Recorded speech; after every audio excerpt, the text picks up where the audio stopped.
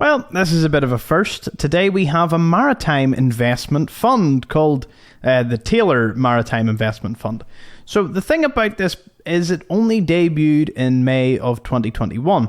Despite that, it is boasting at the moment a 6.8% dividend yield, which is quite the feat, I must say. Now, we will be looking through it, and I must say in the last month, there's been a wee bit of a tumble, but then there's been a tumble for most stocks that are traded in sterling.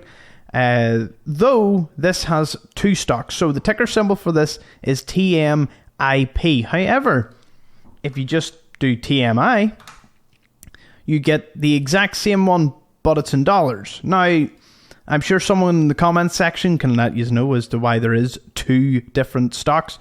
I know there is probably some really elaborate reason as to why, or maybe just to appeal to international investors with dollars and pounds. They're both traded in the London Stock Exchange on the AIM market, the alternative investment market.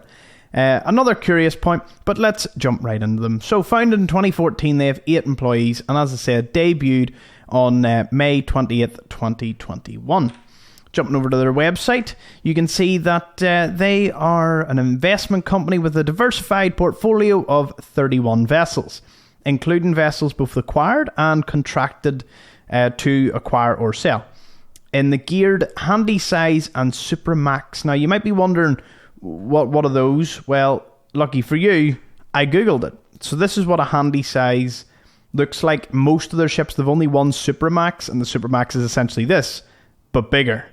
Carrying bulk goods, I can imagine anything and everything, from coal to, dry bulk stuff, lots of stuff. Anyway, yeah, that's what they do. They bring a lot of stuff about the place. So they are, as I said, listed just in May of 2021. So they have a lot to prove. They do have a track record, and it's not a bad one, I must say. But in terms of dividend, in terms of growth, in terms of everything, we don't have a lot of information just yet.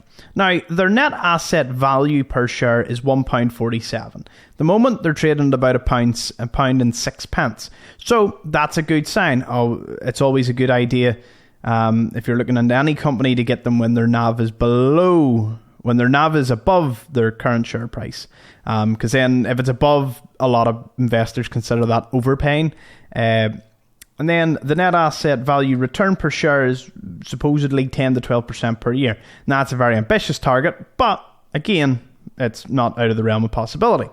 Now, if there's one thing I love is just looking at, who are they, and then we'll go into their portfolio, follow it up with their dividend. As the workhorses of the dry bulk shipping, the handy-size ship is intrinsically defensive with constantly growing demand due to transporting basic necessity goods such as food, fertilizer and building materials. That is very true. Shipping is a massive pillar of global trade, and it's a very interesting investment that I haven't had anything even close to this in the channel for a while now, and this came as a suggestion. I would have never encountered these guys. In all my searches, like even in the Motley Fool and all, I've just never seen Taylor Martime Investments mentioned. But now that I've looked into it, it's a curious one, I must say. Now, you can go into their strategy, people, how they create value, but I want to go on to their portfolio. It's not going to give me a map. It's going to give me something very unique. It's going to give me a fleet. So as you can see, owning company, all the names of the ships, vessel type, all handy sizes, bar their one Supramax. Year build seems to be in and around sort of 2007 all the way up to 2020 for one of the handy sizes. They're all built in Japan at different shipyards, and their deadweight tonnage is between 28 all the way up to 58,000. So they're not wee ships, they're big ships. Now, fun fact about Taylor Martime Investments, they have recently acquired another company, essentially near doubling their fleet. I think it's taken them up to 58 ships, because at the moment they've about 38. So that's a very interesting thing, and I think it was only completed today. So fresh off the press with that news.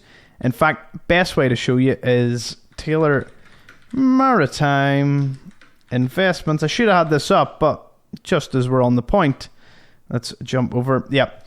So they have set to complete the Grindrod shipping overtake. Let's see, how much does that add? It was a $506 million deal. And the move would create a significant market player in the mid-sized dry bulk industry with 58 ships. Not bad. Yeah, so...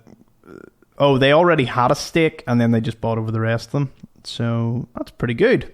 That's, again, love to see investment. Now, I pulled up this page from the Taylor investment website, and it was their Q1 fact sheet all the way up to the 30th of June, just covering their market cap, net asset value, and then they wanted an 8% dividend target. That seemed to be what they were aiming for, and they got that on their debut, and it carried on. But because of the share price obviously rising after the IPO, the target yield has went down a bit. We don't have their dividend per share record, except I think they've only paid out a couple of times now. So we're going to see what they paid out in the next page. But again, a lot of this great information to have a look through. But essentially what you're looking at is a fleet investment company. They've 58 ships now, but they had 28. So it'll be really interesting to see how it all pans out for them. Jumping over to Dividend Watch, one of the places I use to track my portfolio. Links in the description for all these websites, of course. They're all free to use, though there is codes if you want to, do the paid versions of most of them. But I recommend you get to grips with the free one. So over here on Dividend Watch, we can see that in 2022, they've paid 1 pence, 1 pence, 3 pence, and 2 pence over the last 4 months. So they're a quarterly pair, and there doesn't seem to be a particular pattern because, again, they only paid one dividend in 2021 because they debuted, and they have paid all 4 this year. Now, how that translates in the next year, that's where it gets really interesting. Now, it says the yield is 8.18, but simply Wall Street argues it's closer to 6. It's, as the stock price fluctuates, it's hard to tell. That's why you keep an eye on it.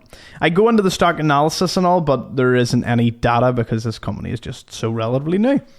Jumping over to Simply Wall Street, one of the other resources that I use, you can look up TMI or TIMP. I'm actually using TMI because there's something wrong with the pound one on this. It says it's like £107 in the last day, which I tell you what, that's some increase. But we'll run off this anyway. What's the good news about them? On the snowflake analysis, they have a flawless balance sheet, good value, and a dividend. They're 91% below their fair value. Now, we'll have a look into why that might be the case. And apparently their dividend is not well covered by cash flow. But again, something we'll look into. Let's see their evaluation here. So their PE is 1.6. Wow. That's quite low. I mean, all their they're not really competitors, to be fair. So I'm not actually too sure. That's one of the lowest PEs I've ever seen. Gives them a fair value of about $13.66, and they're currently $1.20. That's also the biggest undervaluation I've ever seen. But again, it's using a discounted cash flow model, and this company's relatively new, so I would wait. I would wait before I'd jump the gun on that one.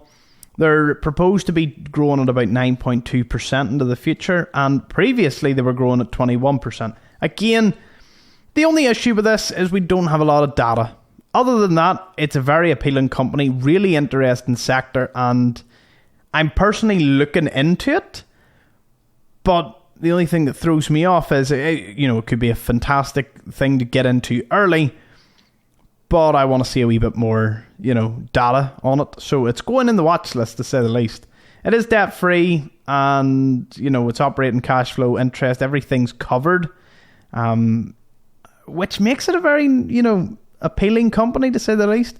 Yeah, Simply Wall Street's given it a 6.67%, which I am going to go with, just as they calculated. I do enjoy, or I do like the way it is calculated here. Dividend per share has rose, but again, it's rose once because there's only about 4 points of data for the entire thing. The cash flow payout, I'm not going to look at that because it's minus 12%, which I don't really know about that one. Jumping on to Dividend Max, we can find TMI once again. 100 shares, you'd have got a previous payment of £1.65. Their ex-dividend date is the 3rd of November and their pay date is the 23rd of November. Ex-dividend date for anyone relatively new, you have to own the share a day before, so it's the 2nd of November you would need to own a share in this company in order to get the dividend payment. And this is their planned one quarterly. I don't know. I will wait. I would advise anyone even looking remotely is wait till the 26th of October and see if the dividend is increased or if it stays the same or if it's cut. Because at the moment the market is rather volatile. Of course, none of this is financial advice, but I recommend getting a wee bit more of a track record on this one. It still makes it an interesting one, but I like a lot of data. I like to see, sort of past performance and all. There ain't a lot to go on in this one, but again, it is a very, very interesting stock. I'm going over to Trading 212. This is the website that I use personally for all my portfolios. Again, link in the description for anyone interested. And you can see TMIP. The P, I'm going to say stands for pound. I'm going to go off on a limb and think. It might not be. But TMI is the dollar one. You can get both on Trading 212. Again, it doesn't even show that much information, but it naturally doesn't for any relatively new stock. It just rose quite well all the way to sort of May 2022. It went from 75p up to £1.25, and now it's back down to £1.08. Whether that's opportunity, hard to tell. Really, really hard to tell with this one. But do let me know in the comments section. Is there anything I've missed out? Anything you'd like to add? And would this be something that you would be interested in throwing into your portfolio? I'd be really happy to hear. Be sure to drop any other suggestions into the comments section. I'm working through them as we speak. And thank you for joining me as always. I'll see you all in the next one. Bye-bye.